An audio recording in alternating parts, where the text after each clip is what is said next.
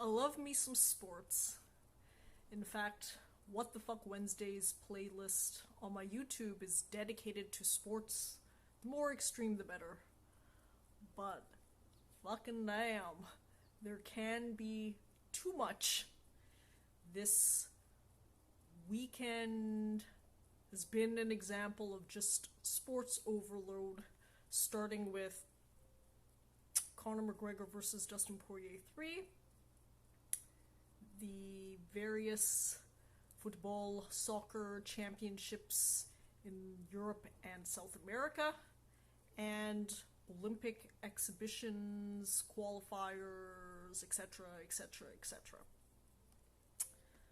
The funny thing about me that people around me laugh at is I often listen to more sports analysis than I watch the sports themselves. Last year, for the entire NBA season, I listened to analysis more than I watched actual games. This year, I've been a bit better.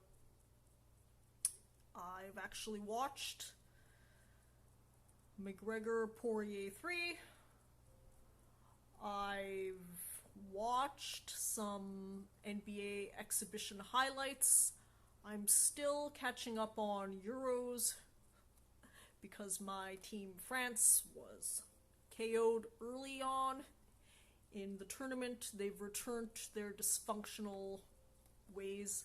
I mean, to be honest, they've always been dysfunctional, but sometimes they can transcend dysfunction and win. Sometimes they just mire themselves into petty Real Housewives bullshit. The Real Housewives of France. So, what is it that I want to summarize today? Part of why I watch more analysis than I do the games and competitions themselves sometimes is that they, being the sportscasters and other people, long form analyze high performance mindset.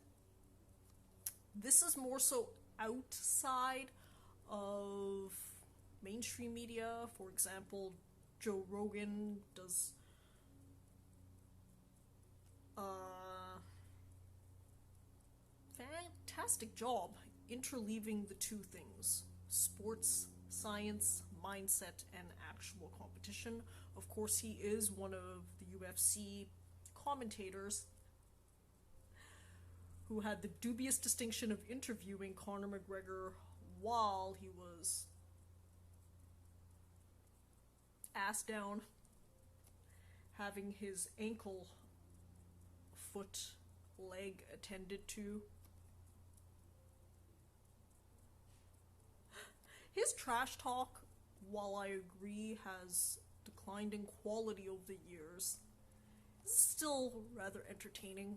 To be completely honest, I know that people maybe think there are lines to cross, but maybe I offer Conor what I call the comedian card. If you're trying to be funny, I'll give you a pass on anything. I'll give you that pass. You only have to intend to be funny, entertaining, and I'll give you that pass. Because in doing so, you're being creative, and that's all it takes for me. Some people think that comedian is synonymous with stand-up comedian, but I draw a distinction between the two. I think that the comedian mindset underlies both. You're trying to express yourself, express ideas, and speak in a way that's funny, witty, engaging, entertaining, some combination of all the above. The beauty and the brutality of the art is that you sometimes make stretches and they go awry, but I think we have to allow anyone and everyone to have that wide canvas to work on. In Conor's case, it's octavocal on canvas, but I've always thought of him and even the Diaz brothers as just artistes both in the body and in the mind.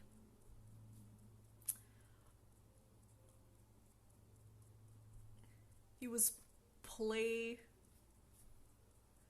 flirting with Dustin Poirier's wife, Jolie. He made some weird ones too, like Jolie's wife? Dustin is Jolie's wife? Okay, I'm sort of losing his plot a little bit, but I have to commend his wherewithal in the moment.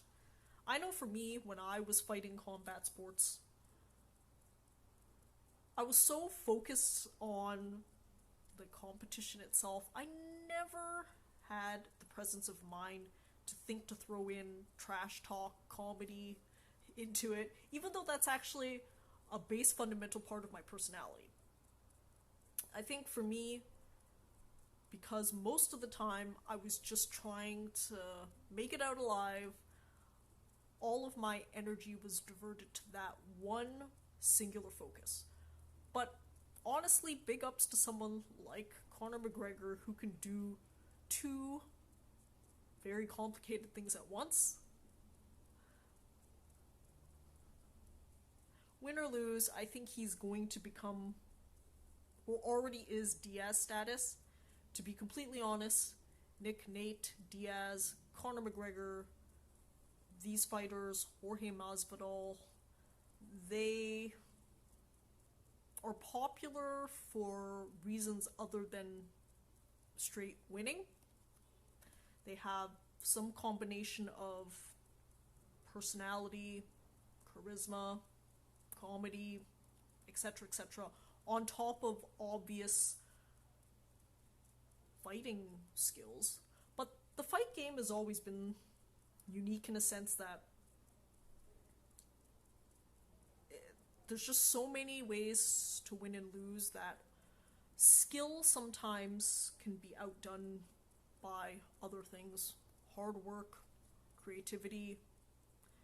So I just appreciate the competitiveness and I appreciate the mindset of people. Conor's exhibited some of that. If and when I catch up on Euros, Copa, I can comment on that later. USA basketball has been a shock with them losing to Nigeria and Australia in the first two before triumphing over Argentina. They have notorious soft boy Kevin Durant. Soy boy, is that what they call them? It's hilarious because Kevin Durant is an interesting case study in high performance mentality. For someone so prolific and decorated in his NBA basketball career, why would he allegedly, supposedly, create burner accounts to respond to randos online? This is just one of the things that I actually appreciate a lot about Kevin Durant. He proves that success ain't shit if there's something maybe missing inside. So I've been debating between whether there's something missing inside or that's the fundamental human condition regardless of the situation unless you're born maladaptive. The reason I bring that up is because I think that Kevin Durant and other such players, rich people who seemingly have it all except the mental game, are reminders about just what kind of world we're living on, even the winners or losers, in a sense. So that goes back, again, folding into my antinatalism. But I think part of me comparing myself to someone like a Kevin Durant, if you will, is if I had his level of success, I think I'd just be candy-coated and chill. The reason I know that is because I have, maybe from an objective standpoint, a fraction of his success, but I'm candy coated and chill. So there's something about the way that I've rationalized this life that's made me okay. Am I gonna dance at all? Yeah, I'm gonna dance, stretch, sport out, but relaxed. I think I've got to relax. I did 2 weeks back to back of BTS Butter breakdancing. I choreographed those dances, performed them 2 weeks back to back, so I'm all caught up and I'm actually even ahead of schedule. That means I can take a little bit of time to just chill out, because too many sports, both as an observer and as a doer, can wear you out and make you want to take a bit of a break. So let's do maybe what we'd call flow yoga. We're gonna hold stretches for a couple minutes at a time. Is this how I want to do it? First of all, it's hard to know what stretches to do that make sense, that are relaxed. Part of my problem is I'm so used to doing power yoga that when I have to or want to slow and calm things down, I have trouble.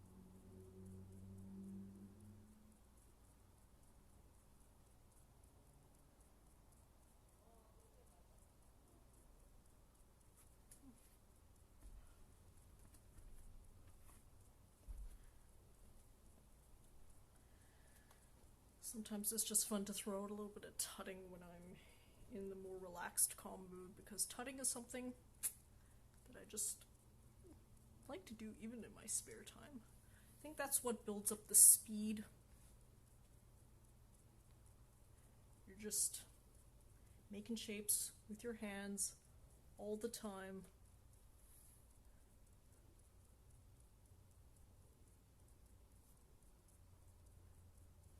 D-Rex hands. In any case, why sports are on the mind. I'm heading into the final segment of my rockumentary first rough draft, and the series has ballooned far beyond what I expected. So far, I've done an exercise of 30-second highlight clips per numbered experience related to the topic.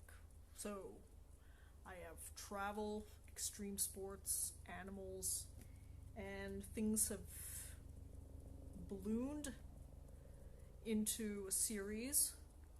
The problem being that I still have to have an overarching narrative. The narrative is going to include my favorite thing, antinatalism. I'll explain a heavy topic in an entertaining way. To remind people, antinatalism is the thought that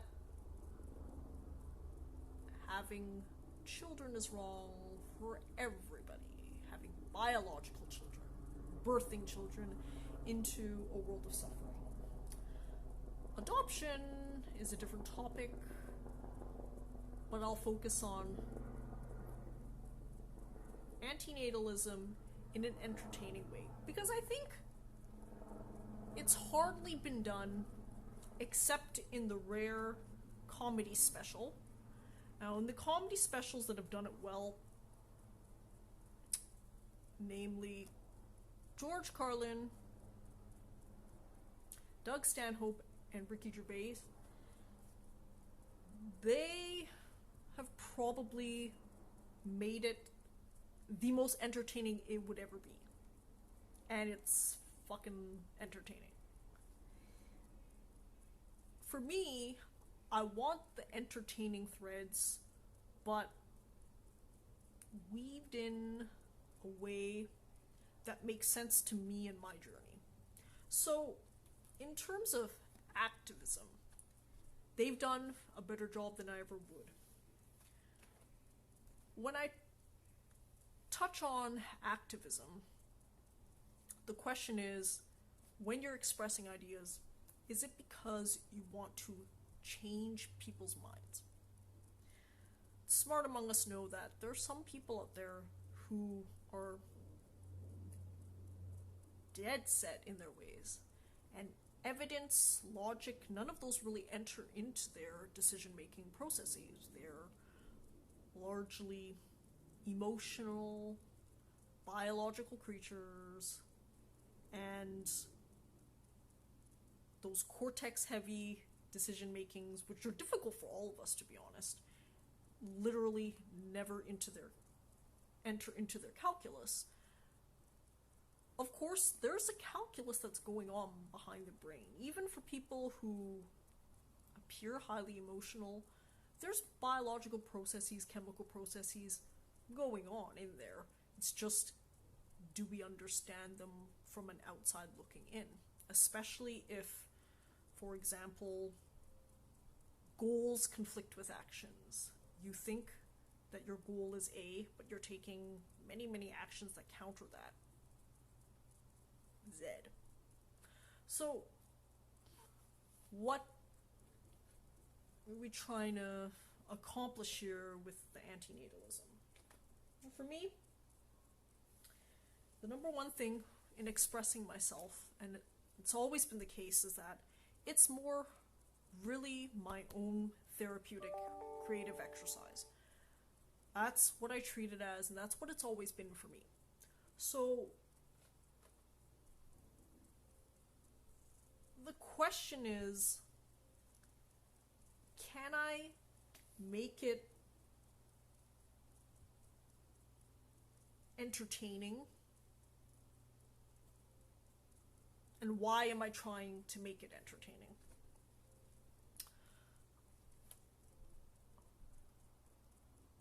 Creative people have often had difficulty in monetizing their arts, but the ones that do, even if they started out as renegades, sometimes fall into the trap of pleasing an audience. For me, I'm a very selfish creator. I really only care about pleasing myself. So, making antinatalism entertaining is a way for me to also reaffirm my own life's goals. As an antinatalist, some people might call me pessimistic, but I'd always argue that I'm actually more realistic. I just recognize the world as it is and meet it as it is, instead of hoping and wishing for things that are just outside of biology, outside of chemistry, outside of physics.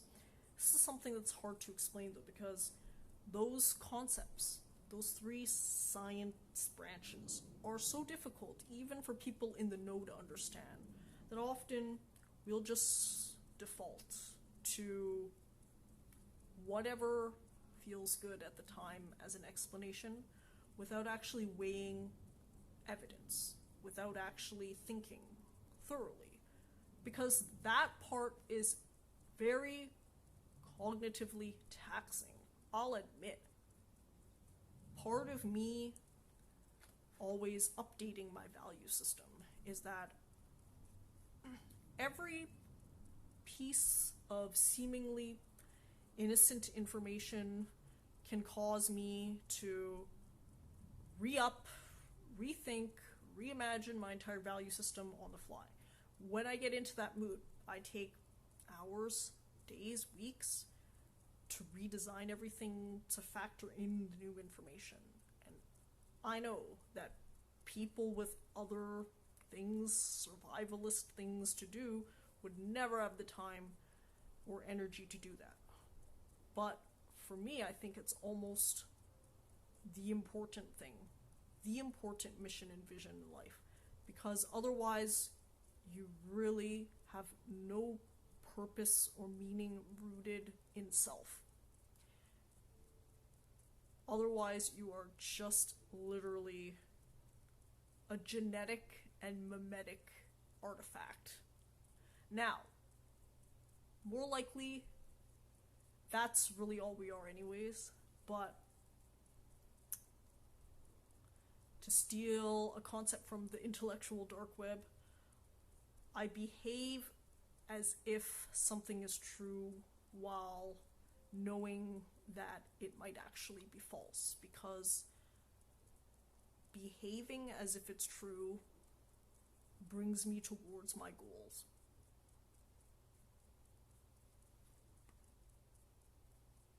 So,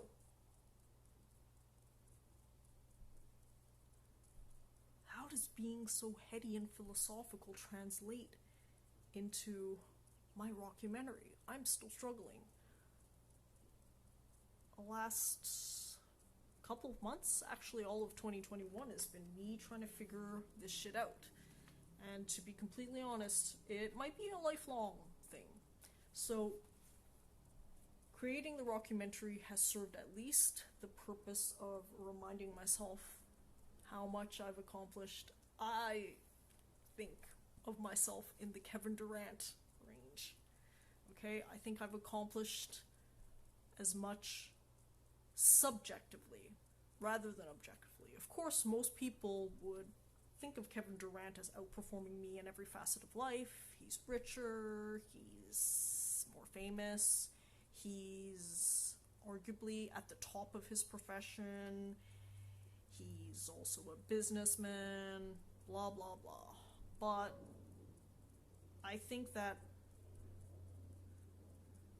those outward objective factors really mean very little to me, because in reviewing what I've been able to accomplish in my life, I'm maybe happier even. Who knows? So if I'm happy, is that the right path? I think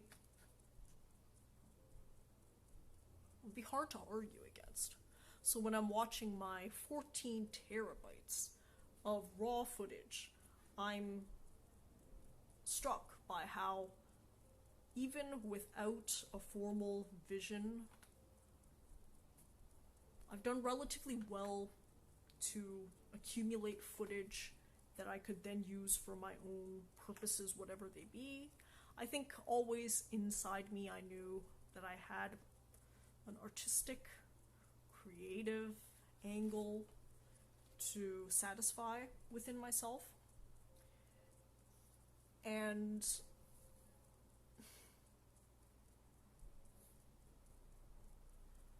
that's really good and enough for me.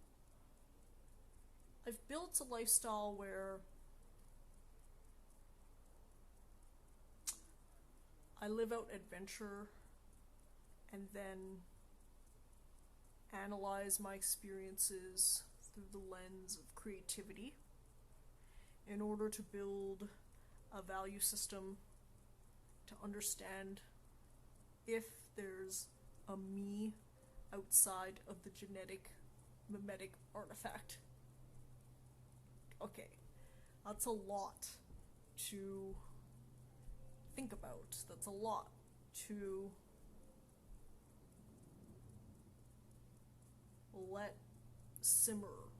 It's the first time I've strung everything through in a sentence.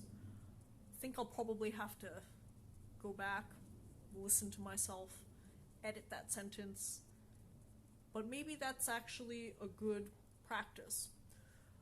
I use an app called happify.com, and I've been using it ever since at least adventure traveling solo. I've probably started even earlier than that, but the good thing is that that app saves all of your self-improvement essays, goals, activities, and when you read it back, you think to yourself, wow, I've just been dreaming it and doing it the whole time. So, did that sentence that I just blurted out mean something? Did that provide a breakthrough in my rockumentary story development hell?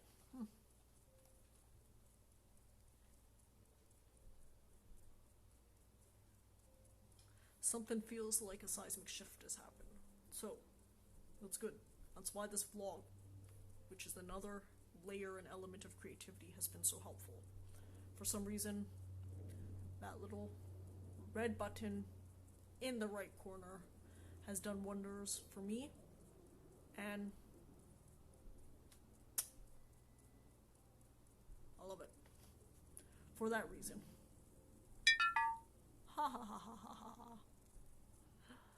Ah, good. It's about time to wrap up anyways.